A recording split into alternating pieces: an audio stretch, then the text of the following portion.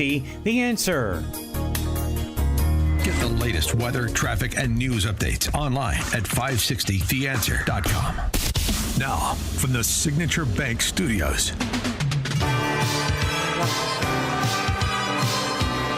Top of the morning, Dan and Amy. BLM Brandon has been sort of omnipresent in the news this week. He's got a lot to say on a lot of topics, but that's good because, as we know from his very difficult sit down with Fran Spielman to review his first 2 years in office, she really raked him. I mean, she over was, the coals. Yeah. Oh yeah, hard-hitting interview. What they collectively figured out, Fran and BLM Brandon, is that the problem in the first 2 years has been a failure to market the administration's successes, and so he is going to address that failure to market straight away, and he's been doing it. For example, all that he is doing to make Chicago safer by enlisting the support and the assistance and the policy guidance of young people when it comes to contentious issues like instituting a curfew. I would say I really don't know much about curfews because I wasn't one of those teens who would be outside for real. Like, I wasn't raised for that. But one thing I would say is that I wouldn't think that it would, because some people home, we trying to escape home. You know, teens try to escape home. So I feel like a curfew, it might belittle that, because while you trying to keep someone in the house, they could be with a safe spaces organization, with a staff, with your coworkers or something, you know? Like, I think, yeah. Could be with the history makers. Or Do you think that And then they pass the mic to work to help another Socialism and Liberation because the city Party council right now is member. considering a proposal that would allow police to issue curfews anytime, anywhere to help prevent teen takeovers? How I really feel about that, I just feel like if the city allow us to give kids something to do so they won't have to do teen takeovers, maybe that's the answer. Maybe we create programmers and give them jobs so we can send peacekeepers to those events to keep the violence down and stuff like that. So I just really feel like we should focus more on giving them things to do in the summertime and stuff like that to keep them busy to where they don't have to feel like they got to plan teen takeovers to have fun. Yeah, thank you, Alderman Conway. That was Bill Conway, wasn't it? I think that was. I'm not sure, but maybe they were nervous. Peacekeeping forces. That's a good idea. Midnight basketball. It's an idea, and it was nice to enlist some of his top policy advisors on this curfew issue, because he was busy dealing with other issues like this untoward DOJ investigation into his hiring practices. I'm talking about BLM Brandon in the city by extension. Simply because he wants to help black people who have been kept down by the man. And he had more color on this, pardon the pun, yesterday, defending his hiring practices and basically telling the residents of Chicago the real problem is that Godzilla in Washington. As far as, the president's animus towards women, people of color, working people, we have always known who he has been. And this is not a surprise. He's a monster. Period. We have the most diverse administration in the history of Chicago. And he is threatened by that. You can tell when someone is fearful is because they act out. We have a president that is screaming and having tantrums right now because we have an administration that reflects the city of Chicago, but he would much rather have administrations that reflect the country club. He's a monster, and kids, he's hiding under your bed. He likes country clubs. Don't close your eyes tonight. So a follow-up. Fran Spielman wasn't there to do the follow-up, so let me do it for her. So he's afraid of your administration. What is he afraid your administration is going to do exactly? What is the specific source of the fear? Because you're going to do fill in the blank for us. Maybe Ray Lopez can help. Alderman Ray Lopez is the alderman for the 15th Ward. He joins us now. Alderman Lopez, thanks for joining us. Appreciate it. Dan and Amy, happy Friday to you both. Same. And so Beal and Brandon's hiring practices, any concern among the city council members about what has gone on this week, including the DOJ opening that investigation? Well, I think there's plenty of concern among city council members who are not African American, because this basically validates exactly what we have been hearing both from employees who are trying to get promoted, who have worked for the city, as well as individuals who are trying to go through the system and earn gainful employment who are not African American. Oftentimes people feel that the system has been rigged against them, and we haven't been able to prove it. And Brandon Johnson this week just said the quiet part out loud, that his focus is solely on uplifting one group and trying to use Donald Trump as the foil, as to say that that's what people are angry about. No, they're not angry about that. They're angry about playing racial politics within the Department of Human Resources. And we've had plenty of lawsuits over the past decades where groups have sued because they've been left out. And now he, having forgotten history, is doing the exact same thing all over again, but for different actors. Well, one thing I would say there are many black residents of Chicago that should feel the same way as non-black residents of Chicago, because it seems to me there's another layer with when Brandon Johnson speaks of his hiring practices, which is not just that you be better if you were black, but it'd be better if you were black and you attended the summer camp that the Party for Socialism and Liberation used to put on, where Brandon Johnson and his friends went. There's an ideological piece of this, too. Like my friend Corey, our friend here at the show, Corey from Woodlawn, who's too good to work in city government, so he's not interested. But he wouldn't be any more welcome in Brandon Johnson's administration as a black gentleman from Woodlawn than I would be, because we share a certain philosophy about life and government.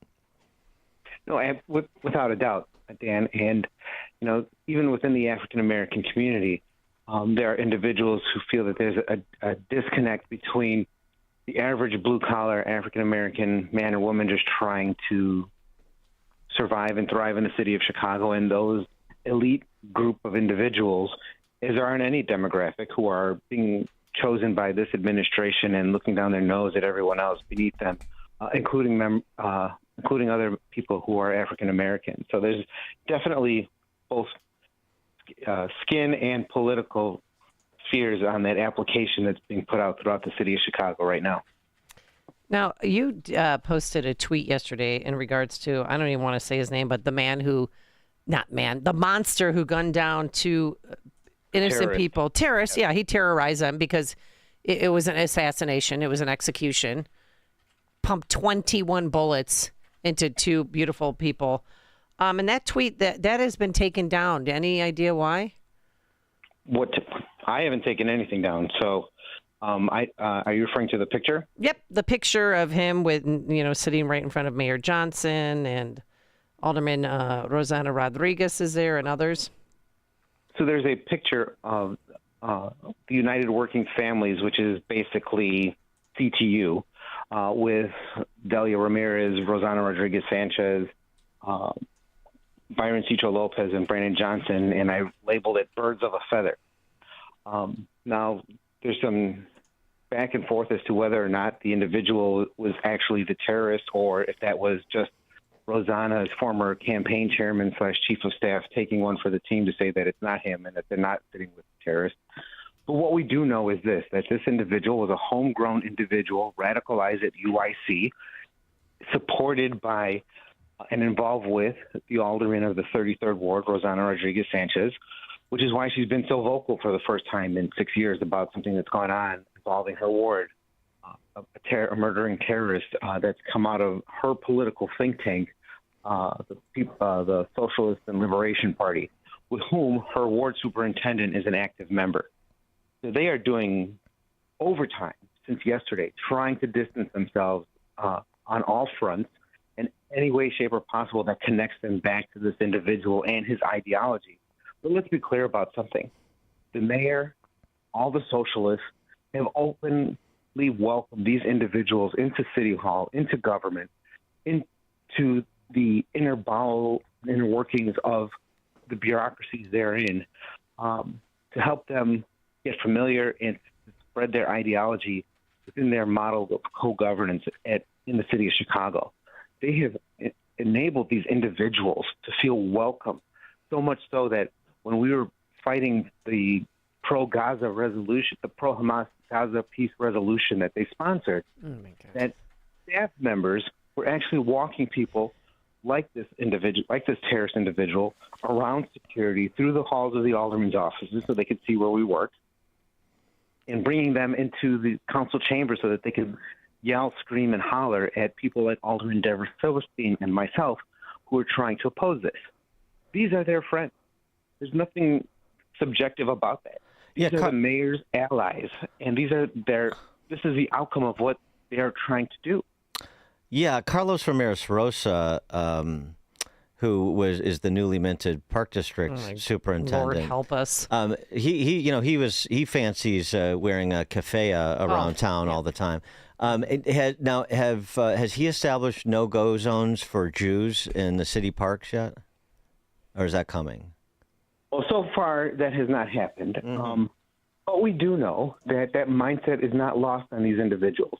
That they fully support the encampments at the schools, the little safety zones for the pro-Hamas individuals trying to play on the sympathies of college students and helping to further indoctrinate them. We do know all of that exists. And when you have elected officials who give that a platform to reach further audiences, they are just as culpable.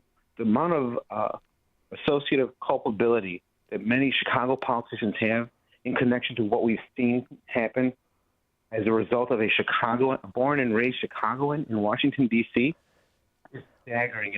And the lack of genuine response from any of them should tell all of Chicago everything that they need to know about where these people's hearts lie. Yeah, you mentioned UIC, where the man who has been charged in these two murders did his undergraduate work in anti-Semitism. UIC put a missive out saying, we recognize pain and concern, we have sympathy. At UIC, we condemn anti-Semitism, but... do they really? Yeah. Is that like really true in terms of what you would see if you meandered around the campus of UIC on any given day? Any campus, as we saw during the congressional hearings, that doesn't know the difference between free speech, hate speech, and terror has no right to put out a statement even as bland as that. And we've seen that from our elected officials, from our schools of higher learning, where they're trying to allow for this indoctrination because they think that is their new civil rights movement. And this is not a civil rights movement. This is history on the verge of repeating itself because you're allowing words to change. You're allowing tactics to evolve. And the way to spread messages has changed from flyering, student halls to now being shared on TikTok, Instagram, and Snapchat. They need to know how to say what's right and what's wrong. And that is why so oftentimes they get angry with folks like ourselves, because we have no problem calling out the difference. We can see good and bad. We know what evil looks like. And they are busy trying to put lipstick on a pig and defend this. And UIC should be ashamed of itself. There's posts of this terrorist's own professor the day October 7th happened, saying that, to her followers, that they should rise up and resist because Palestine will be free. If you have professors saying that, encouraging the protests, encouraging this mindset, God only knows how the curriculum has evolved to indoctrinate and make that message stick within these individuals. Going back to that other matter we started our discussion with, and that was Brandon Johnson pulling together top men and women to discuss the prospective curfew. What is your take on the curfew? I mean, and not just the mayor's position, but also what if it were to be imposed? I mean, we've been around this ring before. If it were to be imposed, I mean, what you really believe the material impact would be? Well, first off, I think for as much as the mayor tries to uplift black youth to use them as pawns and be so unprepared, I would be livid if that were my child. He learned that at CTU. That's what they do.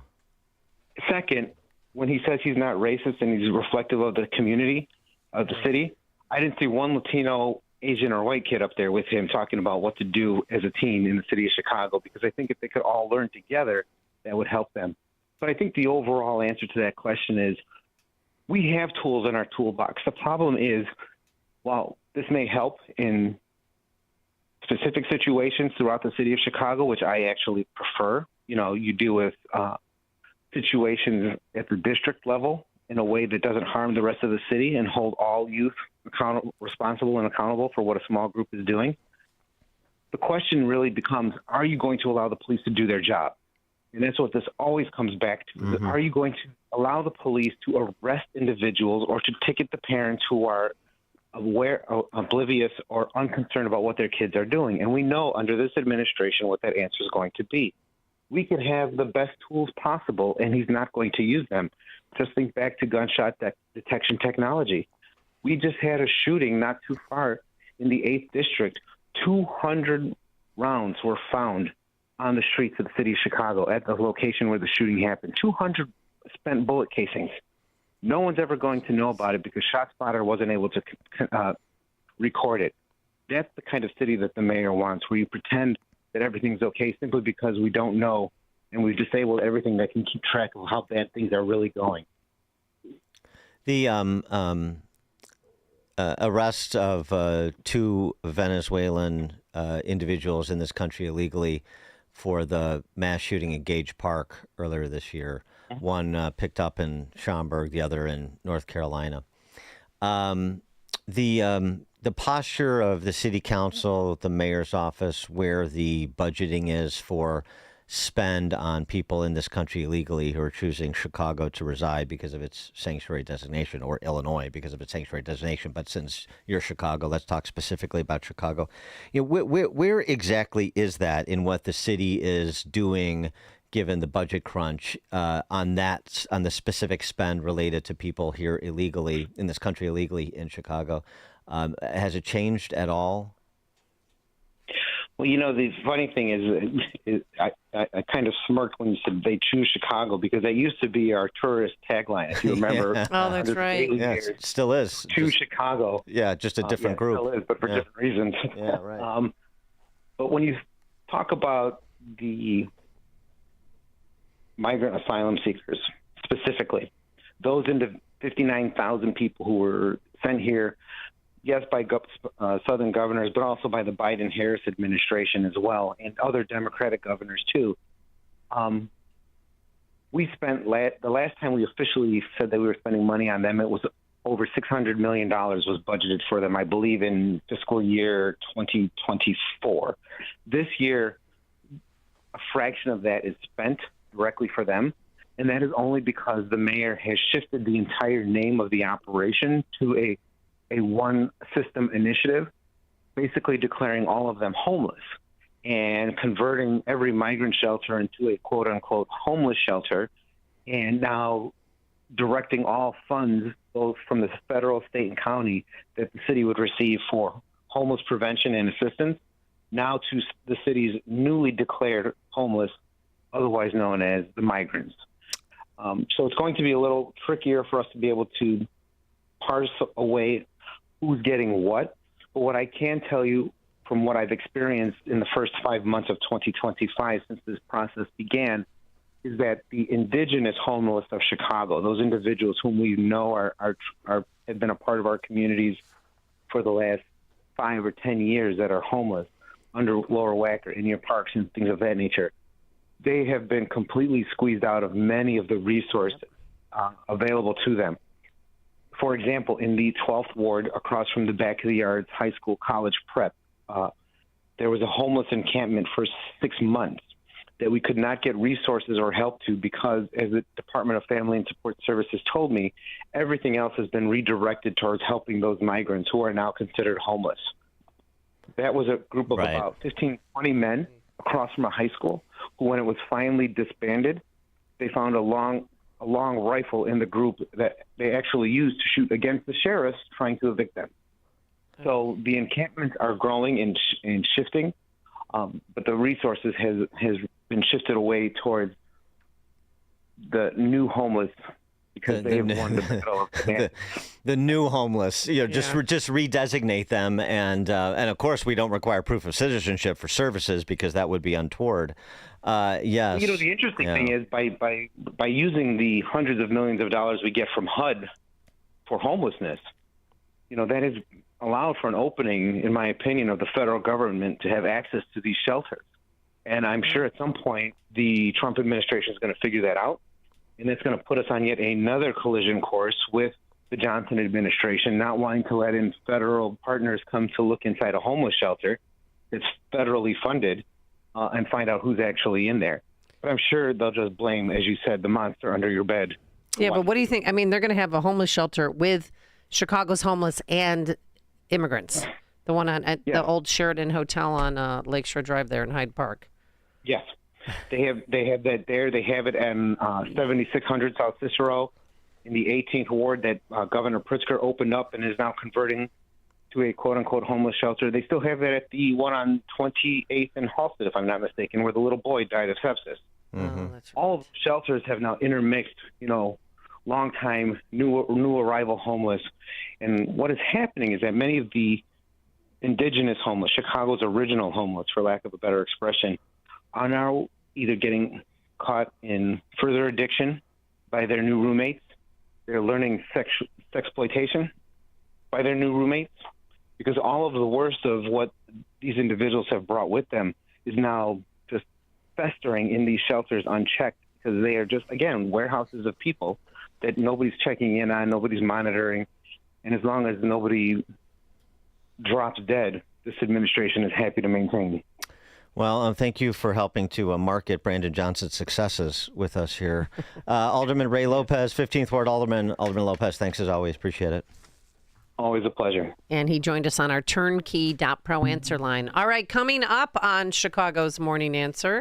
At 7:07, it looks like the Real Housewives of Hinsdale is a go.